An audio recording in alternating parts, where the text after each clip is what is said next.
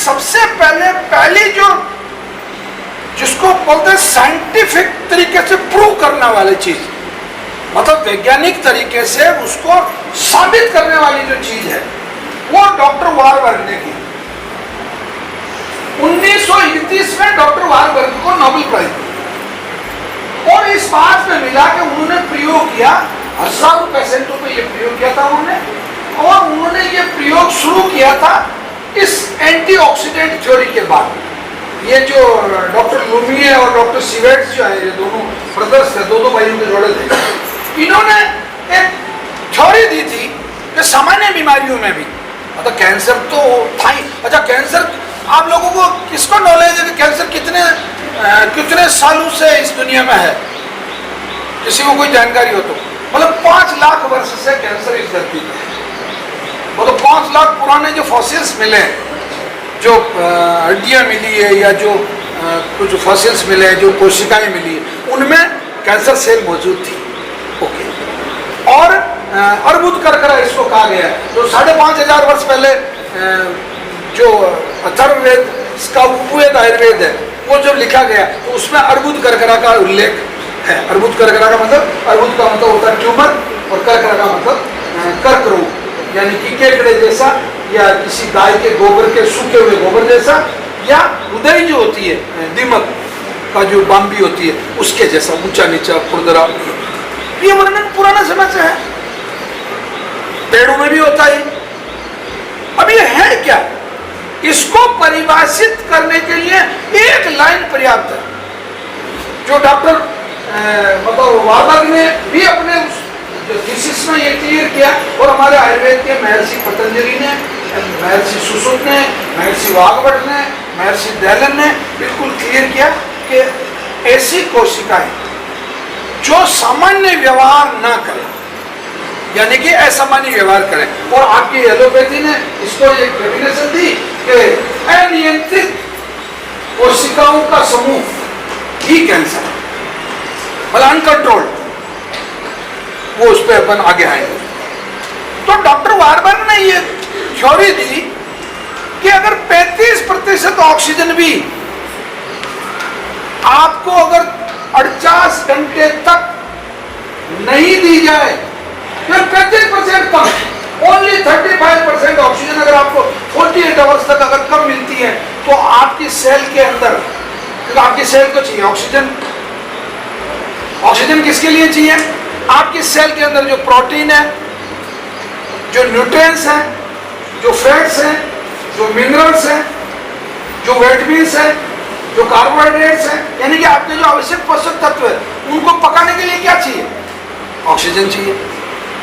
बिना ऑक्सीजन के वो पक नहीं सकते। और जब ऑक्सीजन नहीं मिलेगी 48 आवर्स तक, तो वो सेल जिंदा रहने के लिए उसके अंदर जो स्टार्च है, जो ग्लूकोज, फ्रुक्टोज, ये बड़ा गहरा साइंस है, मतलब वो जो आवश्यक तत्व है, उन तत्वों को पकाने के लिए वो फर्मेंटेशन हो जाएगा, और फर्मेंटेशन होते ही आपकी कोशिका जो है वो अपना डीएनए चेंज करेगी, और डीएनए चेंज की हुई कोशिका ही कैंसर है। समझ में आ गया? अपने समाज में भी कैंसर है, बोले साला का इसका तो डीएनए ही खराब। हाँ, ये उदाहरण थोड़ा सरल तरीके से समझ सकते। बोले रोजाना 11 बजे दारू पी के आता, पता नहीं किसको साथ लेके आता, अरे इसका तो डीएनए ही खराब है। खान, डीएनए का मतलब खानदान, इसका तो दादा ही ऐसे ही था, बाप भी ऐसे ही था, और ये भी ऐसे ही, ये डीएनए। समझ में आ गई? तो आपका ये, अब उन्होंने इसका एक तरीका बताया। उन्होंने कहा भाई कैंसर तो हो गया, अब समझना कैंसर की पहली औषधि बता रहा हूं। कैंसर तो हो गया आपको, अब उससे लड़ना है। 2 शब्द हैं जो ध्यान से सुन लेना। एक शब्द है डेफिशिएंसी, और इसका बिल्कुल उल्टा जो शब्द है वो है एफिशिएंसी। अल्पता और प्रचुरता। ठीक, जिस घर में पैसे कम होते हैं उसमें हमेशा लड़ाई झगड़े होते हैं, चिक चिक होती है, इतना महंगा शर्ट क्यों लाया, ये पिज्जा क्यों मंगवाया बाजार से, ये फला, ये जींस कटी फटी जींस क्यों, इतने फल लाने की क्या जरूरत है। और प्रचुरता है, अरे यार पेटी लेके आते ना यार, तो आम की क्या आधा किलो भिखारी की तरह आधा किलो आम की थैली लटका के आ गई। प्रचुरता। साहब हमारे घर पे शक्कर हम ऐसे 1-1 किलो 2-2 किलो नहीं मंगवाते साहब, 50 किलो का कट्टा आता है साहब। प्रचुरता। सेम वही उन्होंने डॉक्टर वारबर्ग ने इतनी शानदार थ्योरी दी कि उसने कहा कि ऑक्सीजन की कमी से ये कैसे। अब डेफिशिएंसी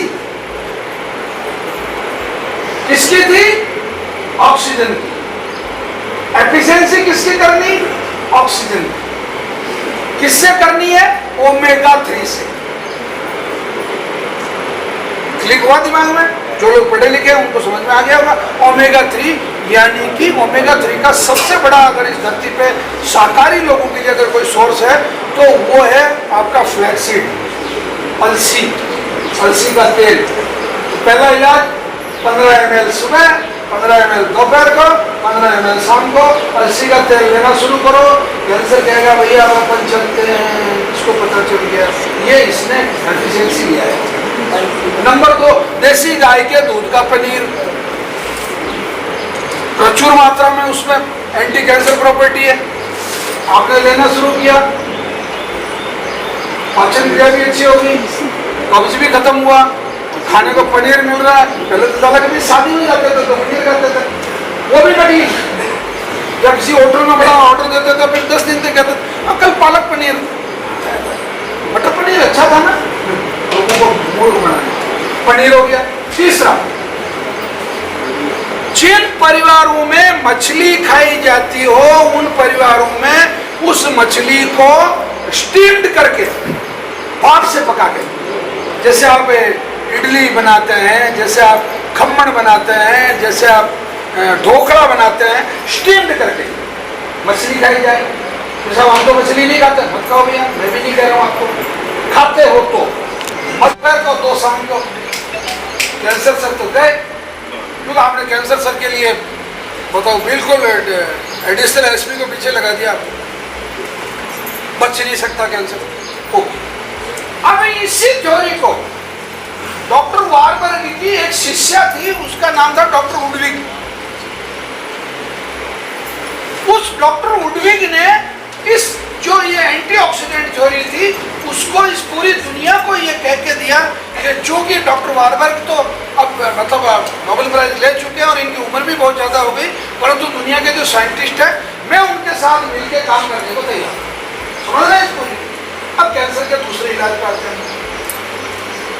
ये 3 साइंटिस्ट हुए, सेमेंजा, ये कैलिन और रेटक्लिफ। इनके साथ में डॉक्टर वुडविग ने O2 पे काम किया। किस पे? ऑक्सीजन पे।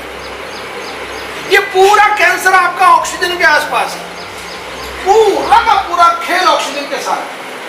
ध्यान से समझ लेना इसको। प्राणवायु और ऑक्सीजन कितनी महत्वपूर्ण है, जो तो कोरोना में सबने पता कर ही लिया था। मतलब 500 रुपए के सिलेंडर के 50,000 रुपए भी लोगों ने लिए, और जो लिए वो चले गए, और जो हमारे तरीके से गांव में पीपल के नीचे सोए हुए तो आज भी जिंदा है। तस्वीरें सबसे ज्यादा शहरों में लगी है कोरोना के टाइम पे, तस्वीरों पे मतलब फूल मालाएं सबसे ज्यादा शहरों में चढ़ी है, क्योंकि वो खेल ही ऐसी। मैंने कल आपको एक थ्योरी दी थी ना कि आपके साथ अगर बेईमानी हुई है तो आप मेरे साथ करोगे, और मेरे साथ होगी तो फिर मैं आपके साथ करूँगा, क्योंकि मैं बेईमानी जो हम पहचान रखूंगा ही नहीं। ये दुनिया की पता नहीं अजीब थ्योरी है, मतलब मेरे साथ धोखा तो मैं आपके साथ तुरंत धोखा, मतलब ये सिस्टम। ओके, इन तीनों साइंटिस्टों ने बहुत बड़ा काम किया। वो क्या था? ऑक्सीजन के ऐसे रिसोर्सेज ढूंढे जो दिखने में बहुत सामान्य है परंतु काम में जबरदस्त है, कारगर है। पहला, इन्होंने कहा आप जितना अधिक सूप पिएंगे, सूप, और सूप में भी सूप किसका बनता है? सब्जियों का। जूस किसका बनता है? फलों का। याद आ गया? अब आप में से बहुत सारे ज्ञानी गाजर का, चुकंदर का, पालक का जूस पीते हैं ना, तो उन ज्ञानियों का हाथ जोड़ के निवेदन है कि आप आयुर्वेद के और प्रकृति के नियम के बिल्कुल खिलाफ जा रहे हैं। सबसे पहला सूप, पहली जो सबसे प्राथमिकता वाली सब्जी है वो है आपकी ब्रोकली। कैंसर के दुश्मन है ब्रोकली, हरी गोभी जिसको बोलते हैं। दूसरी पत्ता गोभी। तीसरा ये मेथी के पत्ते या पालक के पत्ते जिसमें आयरन कंटेंट आरबीसी बढ़ाता आपका, वो आयरन कंटेंट हीमोग्लोबिन बढ़ाता वो। फिर गाजर, फिर टमाटर, ये इस तरीके की सब्जियों को आप सब्जी मंडी जब जाएं तो ये आधा किलो या जिस भी क्वांटिटी में आप लाना चाहें लाएं। आते पहले एक बार उबलते हुए पानी में 2 मिनट के लिए, आधा मिनट 2 मिनट के लिए डाल दें, उसको वापस बाहर निकाल लें, उसको ठंडे पानी से अच्छे से वॉश कर लें और अपने फ्रिज में रख लें और आराम से। और एक बहुत इंपॉर्टेंट जोड़ी दे रहा हूँ, ये मेरा व्यक्तिगत अनुभव है कि जिन पेशेंटों ने अपनी दवाई खुद बनाई, जिन पेशेंटों ने अपना सूप खुद बनाया, जिन्होंने अपना जूस खुद बनाया, मैं ये नहीं कह रहा हूँ पेशेंट को तरफ करना तो कर ले यार, व्यक्ति तो यही कह रहे थे। अगर वो ऐसा करने की स्थिति में है तो उसको बिल्कुल करना चाहिए, क्योंकि वो पूरा मानसिक रूप से उसके साथ जुड़ा है और मानसिक जुड़ाव बहुत महत्वपूर्ण है। तलाक क्यों होते हैं? मानसिक जुड़ाव नहीं है। लोग स्नेह से क्यों रहते हैं? मानसिक जुड़ाव होने से। समझ रहा? सूप बनाए अच्छा। अब इसमें लहसुन, अब मैं जो एंटी कैंसर प्रॉपर्टी रखने वाली चीजें हैं उनका 5 का नाम बता रहा हूं जो सूप में सबसे महत्वपूर्ण है। ब्रोकली हो गई, पत्ता गोभी हो गई, पालक मेथी के पत्ते हो गए, लहसुन हो गया और आपका टमाटर और गाजर हो गया। ये तो मुख्य रूप से, और प्याज भी, ये सब एंटी कैंसर प्रॉपर्टी रखने वाली चीजें हैं जो आपके रसोई में है, आपकी सब्जी मंडी में है, आपके काम घर के बाहर थैले पे वो लेके जाए। और आप अपना थैला लेके राम मनोहर लोहिया जा रहे हैं या टाटा इंस्टीट्यूट जा रहे हैं या भगवान महावीर जा रहे हैं या नवग्रह आश्रम जा रहे हैं। नवग्रह आश्रम उल्टा आपको कह रहा है कि दवाई आपके घर पे ही है। पहली बात तो कैंसर हुआ ही क्यों, और हुआ तो भिड़ते ही लट मारना था उसको। तो अब आप उसको तो घटोत्कच बना के ले आए हो, तो उस घटोत्कच को तो वैसे ही अस्त्र शस्त्र चाहिए मारने के लिए। अब आ जाते हैं आप जूस में। पहली जो प्रायोरिटी है वो अगर आपके क्षेत्र में मिलता है तो सीताफल, जिसको मतलब ये शरीफा भी बोलते हैं। नहीं, अपन सीताफल कहते हैं, पर बहुत सारे लोग उसको भी कहते हैं। अब जैसे कहने को तो आपके बिहार और यूपी में तो कद्दू को सीताफल बोलते हैं, कोहड़ा कहते हो। हाँ वो कोहड़ा कहते हैं, वो नहीं है सीताफल। वो फोटो है यहाँ पे, मैं इसीलिए आपको फोटो भेजने के लिए बोल। चलिए देखो, आपको जितने प्रकार के फल हैं उनमें से प्राथमिकता किसको देनी? सबसे पहले सीताफल को। फिर दूसरा विटामिन सी वाले जो है, जैसे खट्टे जो मतलब जो खटाई वाले जो फल है, ठीक है। फिर आपका पपीता है, फिर आपके बीज वाला अंगूर है जिसमें सीड, जिसकी बाद में मुनक्का बनती है, मुनक्का दाग्स जिसको बोलते हैं, वो वाला है। इस तरीके के फलों को आप लेके और बनाइए उसका शानदार जूस। अब जूस का समय सुन लें, इन्होंने ये बात बिल्कुल साइंटिफिक तरीके से प्रूव की कि जूस का जो समय है वो सुबह 5 बजे से लगा के दोपहर के 2 बजे तक है, और सूप का जो समय है दोपहर के 2 बजे से शाम को 6-7 बजे। समझ में आ गया बात? आयुर्वेद भी कहता है सुबह छाछ, दोपहर को दही और रात को दूध। तीसरा तरीका इन्होंने बताया कि गन्ने का जूस जितने अधिक मात्रा में पियोगे कैंसर उतना जल्दी ठीक होगा। कोई प्रॉब्लम, शुगर वाले को रोजाना 2 गिलास पीने हैं और उसकी शुगर का इलाज का 1 करोड़ रुपया भी लगेगा तो हंसराज चौधरी देगा, और शुगर ठीक नहीं होगा जिसकी गारंटी लेता हूं मैं ठीक होगा। अब यही धारणाएं हैं, पी लिया हो गया साहब, हल्दी नहीं देनी, क्यों भाई? एंटीबायोटिक है, एंटीबैक्टीरियल है, एंटी फंगल है, कर क्यों मैंने उसमें तेरा बाप जो तेरे को एलोपैथी वाले एक कैप्सूल में भर के तेरे से 6.5 रुपए कैप्सूल के ले रहे हैं, और इधर 6.5 रुपए में 100 ग्राम हल्दी आ रही है। हाँ बिल्ली रिश्ता काट गई, टंकी में छेद हो गया कार के। बिल्कुल वही धारणा है कि डायबिटीज में जूस नहीं देना। मैं कह रहा हूँ डायबिटीज में गुड़ खाओ 100 ग्राम रोजाना, ढीले वाला जो गुड़ है, जो ये बेली वाला नहीं, ढीले वाला जो गुड़ है, आपकी डायबिटीज अगर 15 दिन में नॉर्मल नहीं हो जाएगा। पर चक्कर तो ये ना पड़ता, नकली अंग्रेज है साले, असली भी होता तो सेम कर लेते यार। नकली अंग्रेज, केवल विल्सन लिखने से अंग्रेज थोड़ी हो जाओगे तुम। केवल हंसराज चौधरी लिख दो और लखन अच्छे पढ़े लिखे के कर लो तो चल जाएगा, हंसराज चौधरी भी बुरा नहीं। मेजर इशू गन्ने का जूस फुल पीजिए। अब दूध बताया इन्होंने, बकरी के दूध में सर्वाधिक ऑक्सीजन है। इसका कारण है कि वो इस तरीके की पत्ते और इस तरीके की औषधियां खाती है जो आपको अमृत के रूप में। अब आप जो कहेंगे कि भाई फिर बकरी के दूध का सेकंड सब्जेक्टिव इन्होंने बताया, गाय का जो देसी गाय है, जैसे थारपारकर है, साहिवाल है, गिर है, नारी है, खिल्लारी है। और ये अगर गाय देसी गायें क्या होती है अगर देखनी है तो हम बहुत भाग्यशाली हैं कि हमारे पास 250 से अधिक गायें हैं और वो 19 नस्ल की देसी गायें। अगर आगे आ जाइए, देसी गाय का दूध, इसमें 70% ऑक्सीजन है। जिन शहरों में गाय पालना मुश्किल है और गाय का दूध अगर आपको उपलब्ध नहीं हो रहा है तो उन लोगों के लिए बिल्कुल क्लियर थ्योरी है कि वो अमूल का दूध ले लें या मदर डेयरी का दूध ले। वो 90% जो काऊ मिल्क है वही है, 10% उसमें मतलब अपना इसका है भैंस का, तो वो 10% तो चलेगा। आप 100% नकली ले रहे हैं उससे तो 90% तो सही है। और आजकल ये गोट मिल्क भी मिलने लग गया, बकरी का दूध भी बड़े बड़े शहरों में मतलब मिलता है, वो तो आप ले सकते हो। आगे चलिए, आपका रेस्पिरेटरी सिस्टम जो है, अब इसको मैं पहले समझाने से पहले थोड़ी सी एक आपको मैं दूसरी तरफ लेके जा रहा हूं, जो कि कैंसर ठीक होने का कारण भी है। इन्होंने जिसपे नोबेल प्राइज मिला तीनों साइंटिस्टों को, इन्होंने दिया कि आपका जो रेस्पिरेटरी सिस्टम, आपका श्वसन क्रिया जो है, श्वास लेने की जो विधि है उसको सुधार लें।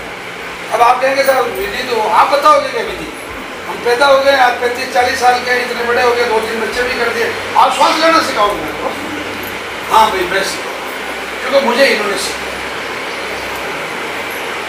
होता क्या है, प्रत्येक मनुष्य का शरीर, महिला भी, पुरुष भी, किन्नर भी, गरीब भी, अमीर भी, हिंदू भी, मुस्लिम भी, सिख भी, सब जितनी शाखाएं हैं उन सबका शरीर 7 धातुओं से मिलकर बना है। अब ये कैंसर क्यों ठीक होता है ये भी मैं साथ का साथ समझा रहा हूं। 7 धातुओं से मिलकर बना। अब मैं डॉक्टर साहब से कहूंगा ऐसा 7 धातु है तो आप कहेंगे very first platinum, gold, silver, मगर ऐसे कीमत कैसे? डॉक्टर साहब की बात बिल्कुल क्रॉस। आयुर्वेद में सप्त धातु का मतलब है आपके शरीर की 7 धातुएं जो अपना अलग अलग अस्तित्व रखती है। पहली धातु है रस। आपने जूस पिया, आपने फल खाए, आपने शहद खाया, आपने दूध पिया, आमाशय में गया, भोजन आहार के थ्रू एसोफेगस आमाशय में गया, पित्ता से अग्नाशय पका। आज मेरे पास डमी है इसका, बहुत अच्छे से लोगों को समझ में आ जाता है। और आप में से शायद आधे से ज्यादा लोगों को पता नहीं होगा कि अपना ये कहाँ होता है, हार्ट कहाँ होता है। इन्हीं फेफड़े के नीचे होता है, वो फेफड़े उसके ऊपर होता है। चलिए ये था ना मालूम अभी तक। दिल दे बैठे, ये दिल 2 फेफड़ों के नीचे, और जब देह में बैठना उसको, नहीं तो जूते ले बैठोगे। हाँ ओके, अच्छा मुस्कुराया करो, ठीक हो जाएंगे, चिंता मत करो। चलिए सप्त धातु, पहले जो आपने जो कुछ भी खाया, जो कुछ भी पिया, इवन कि आयुर्वेद तो ये कहता है कि आपने जो कुछ भी देखा और जो कुछ भी सुना, उससे आपके शरीर में रस का निर्माण होता है। ठीक, रस बन गया, वो रस गया छोटी आंत में, फिर छोटी आंत से गया बड़ी आंत में। तो ये इस मोमेंट से लेके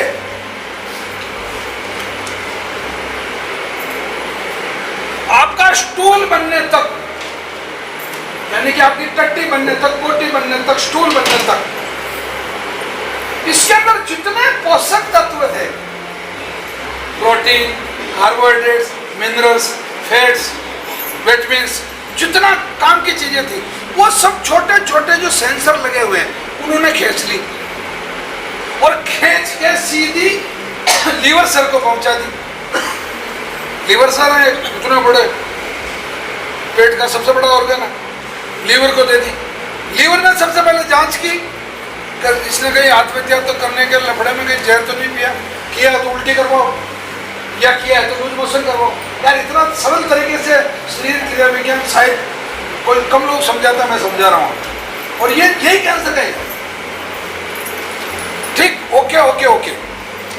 लीवर ने वो जितना भी पोषक तत्व थे वो सब कन्वर्ट करके और ब्लड को दे दिया, खून को दे दिया। खून कहाँ लगे गया उसको? कोशिका का विषय है, मैनेजमेंट का सब्जेक्ट है। नंबर 1, आप पहले सचेत रहिए, कफ में खून आ रहा है, 21 दिन जांच करिए। प्रारंभिक अवस्था पे अगर आपको पता चल गया तो आप मात्र 5-6 महीने में अपना मतलब वही पत्ते वत्ते बस इकट्ठे किए, उनका जूस बनाया, पिया, और वही जो थोड़ा गोमूत्र लिया, थोड़ा हल्दी लिया, और खेल खेल में आप जो सब्जी में रसोई में जो चीजें कर रहे हैं वही चीज आपका कैंसर नहीं करनी। पहले शुरुआत। दूसरा, अब मैं आपको बिल्कुल एक साइंटिफिक बात बता रहा हूँ, अब तक मेरा व्यक्तिगत अनुभव बता रहा हूँ मैं आपको। जिन लोगों ने भी ब्रेन ट्यूमर जो कैंसर ट्यूमर थी उसकी बायोप्सी करवाई, या जिन लोगों ने भी लंग्स में कैंसर था और उसकी बायोप्सी करवाई, तो उन लोगों ने जानबूझ के खतरा मोल लिया, क्योंकि उस 2 अंगों की, मैं दूसरे अंगों की बात नहीं कर रहा, उस अंग की प्रवृत्ति ही ऐसी है कि उसने अगर एक बार आपने पंचर कर दिया उसको, क्योंकि उसकी जो सेल्स है वो बहुत निराली सेल्स है। मतलब दूसरी सेल्स, आप जैसे लीवर आप काट लो आधा, आपका 40 किलो लीवर वापस हो जाए, होता नहीं होता। आपके कई शरीर के अंग ऐसे हैं जो वापस पुनर्निर्माण होते हैं, उनमें कोई ज्यादा फर्क नहीं पड़ता। प्रबंधन पहली बात। दूसरी बात, अंधे होके एक प्रबंधन का एक बहुत अच्छा विषय बता रहा हूं मैं आप लोगों को, ध्यान से सुनना इस बात को। औषधि के लिए शरीर होता है या शरीर के लिए औषधि होती है? शरीर के लिए औषधि होती है। आप आंख मीच के कीमो करवाए जा रहे हैं। जो 65 किलो के पापा थे वो 35 किलो के पापा रह गए। अब 35 किलो के पापा क्या क्या करेंगे सर? नहीं। अगर पेशेंट का वजन बहुत ज्यादा कम हो रहा है, बहुत ज्यादा कमजोरी आ रही है, ये बाल उड़ना रही है तो सामान्य बात है, परंतु भूख बिल्कुल खत्म हो गई, बिल्कुल कंटिन्यू लूज मोशन हो रहा है, कंटिन्यू वॉमिटिंग हो रही है, कुछ भी नहीं। अरे भैया मेरे बाप रोक ले यार इसको। प्रबंधन है। रेडिएशन के मैं खिलाफ नहीं, अगर रेडिएशन आपको प्रॉपर अगर मिलता है तो रेडिएशन करवा, पर रेडिएशन की भी एक सीमा।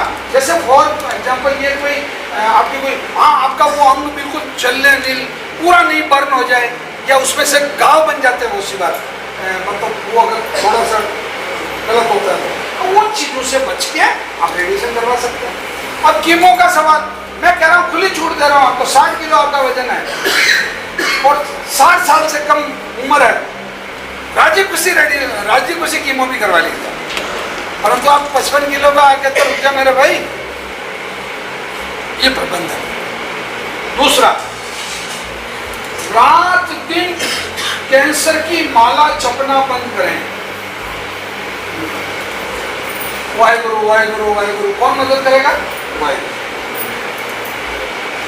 अल्लाह अकबर, कौन मदद करेगा? अल्लाह ताला। राधे राधे राधे राधे, कौन मदद करेगा? कृष्ण को करना पड़ेगा, उनके गुलाम। श्री राम, कौन मदद करेगा? और दिन में 50 बार रिपीटेशन इज द मंत्र। आवर्तन नाम मंत्र है अस्ति, आवर्तन ही मंत्र है, दोहराव ही मंत्र है। और दिन में 20 बार। कोई पूछ ही नहीं रहा आपसे, कोई पड़ोसी आए कैंसर हो, कोई सहेली आई, अरे मैं बड़े दौर से गुजर रही हूँ कैंसर, हमारे लल्ला को तो कैंसर हुआ, मोहल्ले में भी मुनादी करते। तो दिन में अगर आप 50 बार कैंसर का नाम ले रहे हो और मान लो अगर कैंसर ने आपको कह दिया तथास्तु, तो बेटे की मदद कर देते हैं, याद कर रहा है, बहुत दिनों से याद कर रहा, आज इसको आशीर्वाद दे ही देते। ये हकीकत का, ये जो मैंने क्लास की शुरुआत की थी, अवचेतन मन, आपके इस अवचेतन मन के अंदर आप जितनी बार कैंसर को रिपीट कर रहे हैं, मैं ईमानदारी से कह रहा हूँ, आपको मेरा व्यक्तिगत अनुभव 12-13 सालों का, कि निश्चित रूप से वो कैंसर पेशेंट ठीक या तो हो ही नहीं सकता, और अगर होगा तो आधा अधूरा। और अगर उसको आप उस वातावरण से, प्रबंधन क्या है, शादी कहीं हो रही तो शादी में ले जाइए आप उसको,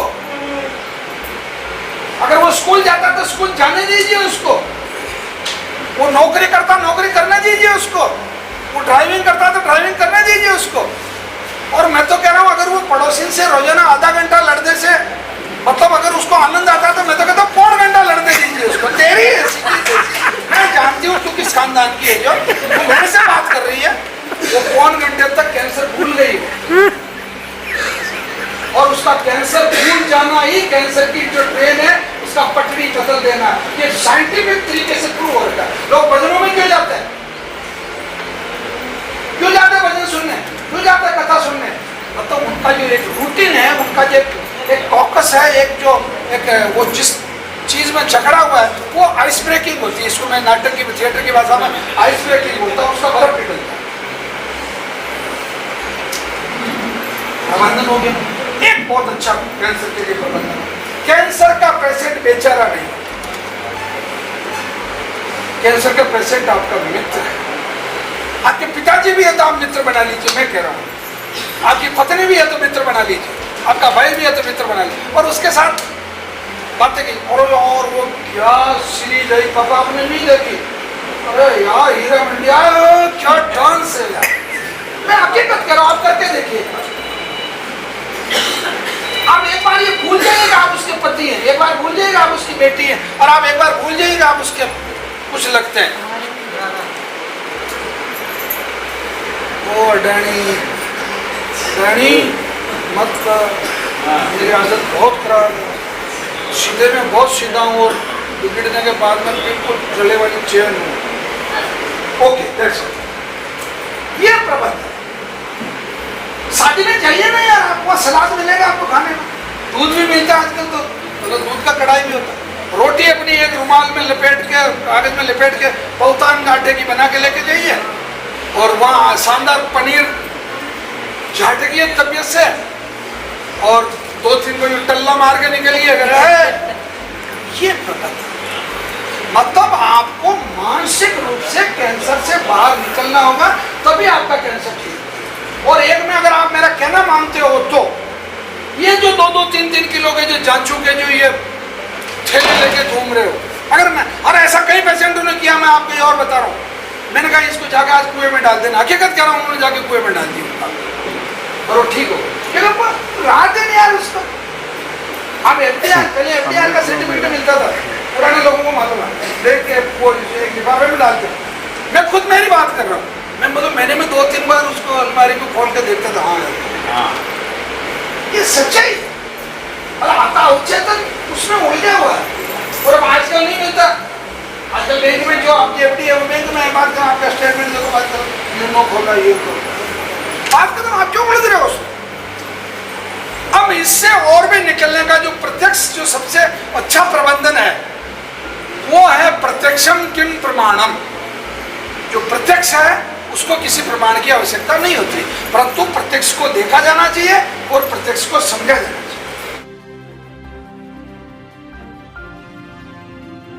अगर आप ये वीडियो YouTube पर देख रहे हैं तो हमारे चैनल को सब्सक्राइब करें और बेल आइकन को दबाना ना भूलें। अगर आप Facebook पर ये वीडियो देख रहे हैं तो हमारे पेज को लाइक करें।